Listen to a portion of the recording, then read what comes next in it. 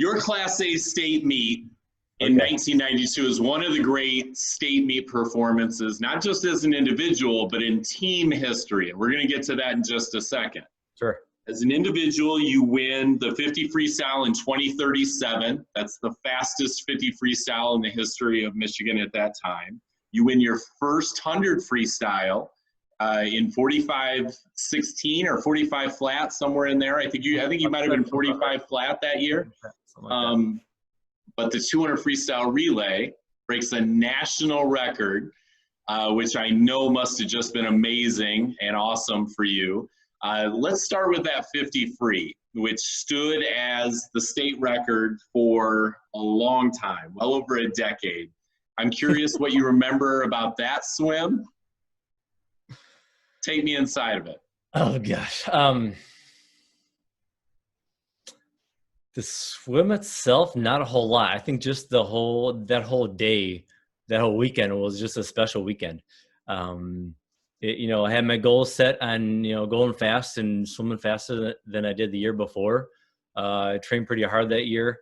Had some great teammates, along the way to help me get there. And I hope I encourage them to, get better as well. It was a lot of fun. It was a lot of fun. I remember I think that now 30 years later, I think I'm just getting, I'm sure you can tell, I just got a big smile on my face. That was just a fun meet. As far as specifically that 50, I remember being pretty proud of that, to myself. It was another memorable one for me. Yeah. And then just the whole meet in general I was on cloud nine. I mean, how couldn't I have been? Our team was doing great. My teammates were doing great. I swam pretty good. It was fun. But you had won the 50 twice. I bet winning that 100 had a special significance for you because that was the first time to do that.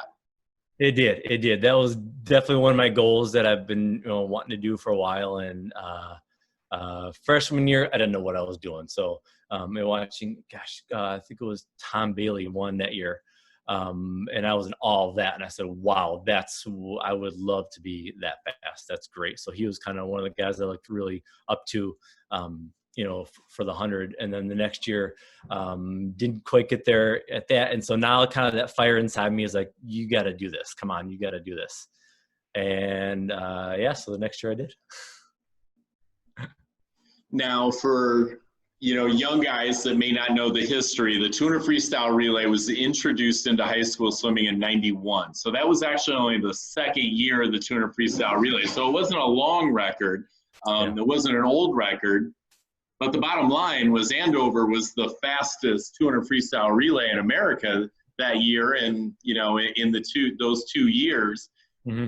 What do you remember about, national record sounds a little different than state record.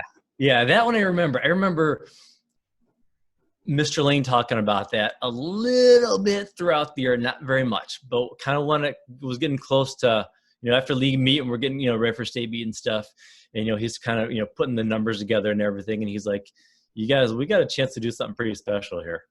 And I think that's kind of when I saw him get excited, I think we all were like, whoa, this is maybe, but he was one who just, he really was one of the figures I appreciate teaching humbleness. Mike Lane. I've had, fortunately, a lot of people that have, and I think that's important.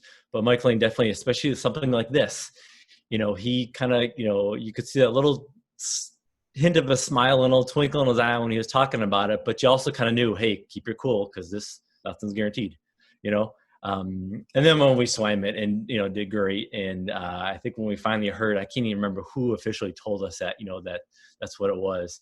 It was just like, we were just super, super happy. That was a neat feeling.